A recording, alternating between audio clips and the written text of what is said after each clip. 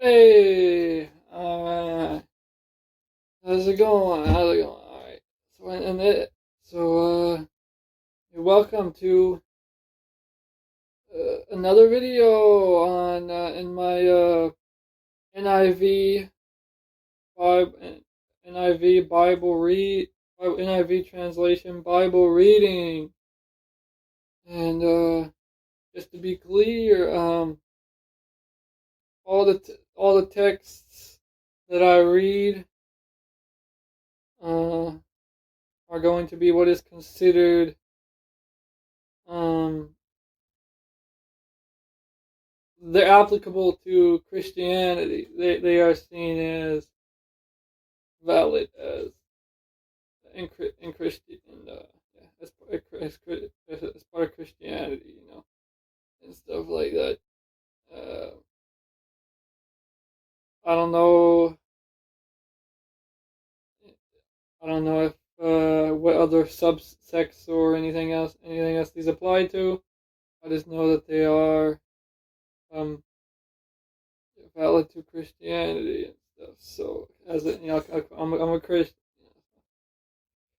Anyway, but yeah, in this right now I'm going through Genesis, uh, one chapter per video at a time, and yeah, in this video I'm going to be doing chapter 33, no, 32, Genesis 32, and yeah, so in chapter 31, this what's it called? Jacob fled from the land of Laban, and and Laban tracked him down, and they agreed to not harm each other.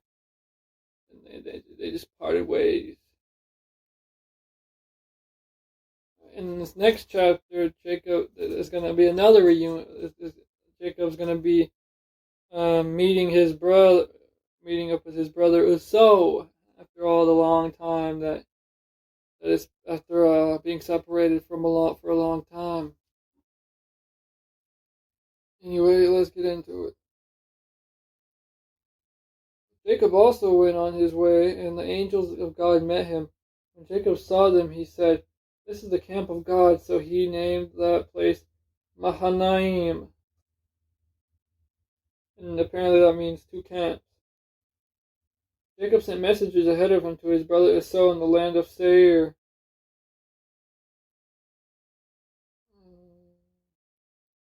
The country of Edom. He instructed them, "This is what you are to say to my master Esau.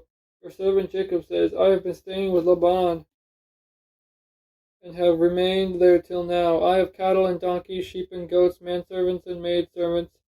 Now I am sending this message to my lord that I may find favor in your eyes."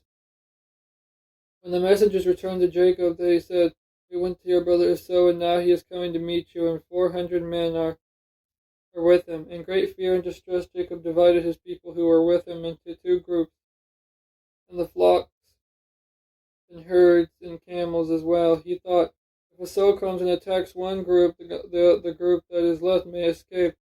Then Jacob prayed, "O God of my father Abraham, God of my father Isaac, O Lord, who said to me, 'Go back to your country and your relatives, and I will make you prosper,' I am unworthy of all the kindness and faithfulness you have shown your servant. I had only my staff when I crossed this Jordan, but now I have become two groups. Save me, I pray, from the hand of my brother Esau, for I am afraid he will come and attack me, and also the mothers with their children. But you have said, I will surely make you prosper, and will make your descendants like like the sand of the sea, which cannot be counted." He spent the night there, and from what he had with him, he selected a gift for his brother Esau: 200 female goats and 20 male goats, 200 ewes and 20 rams, 30 female camels with their young, 40 cows and 10 bulls, and 20 female donkeys and 10 male donkeys. He put them in the care of his servants, each herd by itself, and said to his servants, "Go ahead of me and keep some space between the herds." He instructed the one in the lead, "When my brother Esau meets you and asks, 'To whom do you belong, and where are you going, and who owns all these animals in front of you?' then you are to say, 'They belong to your servant Jacob. They are a gift sent to my lord Esau, and he is coming behind us.' He also instructed the second, the third, and all the others who followed the herds. You are to say the same thing to Esau when you meet him. And be sure to say, your servant Jacob is coming behind us, for he thought, I will pacify him with these gifts I am sending on ahead. Later, when I see him, perhaps he will receive me. So Jacob's gifts went on ahead of him, and he himself spent the night in the camp. That night Jacob got up and took his 2 wives, his 2 maidservants, and his 11 sons, and crossed the ford of the Jabbok. After he had sent them across the stream, he sent over all his possessions, so Jacob was left alone, and a man wrestled with him until daybreak. When the man saw that he could not overpower him, he touched the socket of Jacob's hip so that his hip was wrenched as he wrestled with the man. Then the man said, Let me go, for it is daybreak. But Jacob replied, I will not let you go unless you bless me. The man asked him, What is your name? Jacob, he answered. Then the man said, Your name will no longer be Jacob, but Israel, because you have struggled with God and with men and have overcome. Jacob said, Please tell me your name. He replied, Why do you ask my name? Then he blessed him there. So Jacob called the place Peniel, saying, It is because I saw God face to face, and yet my life was spared.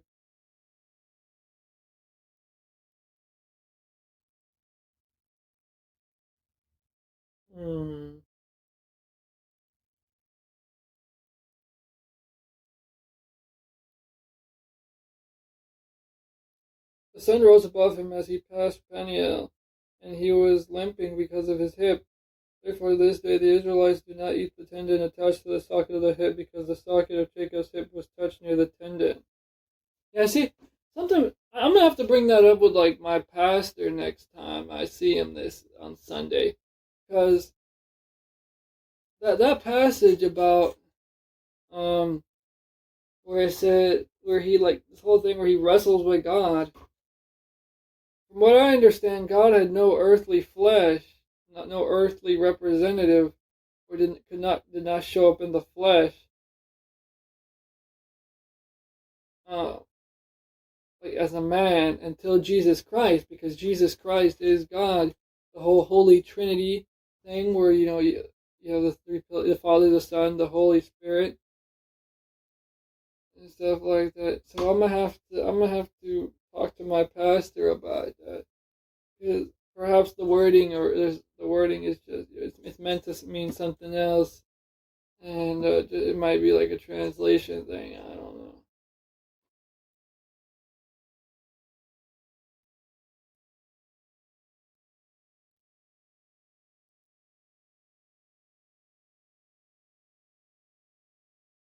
And that passage kind of throws me off a little bit. I mean, of course, it's not enough to get rid of like my faith or whatever. Like, oh yeah, this passage is like. At the end of the day, God could do whatever He wants, and stuff like that. But I'm definitely gonna. God is omniscient at a time. God could do whatever. But I am gonna have to ask about that. See, I want to ask about that and see what my pastors have to say. So, but yeah, that was Genesis 32. And if you have an answer or something to comment about my that passage that kind of threw me off or whatever that I spoke of, please put it down in the comments. And yeah.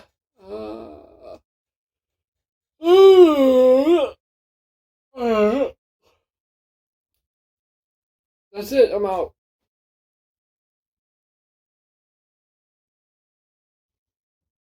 Yeah, man, I'm kind of hungry.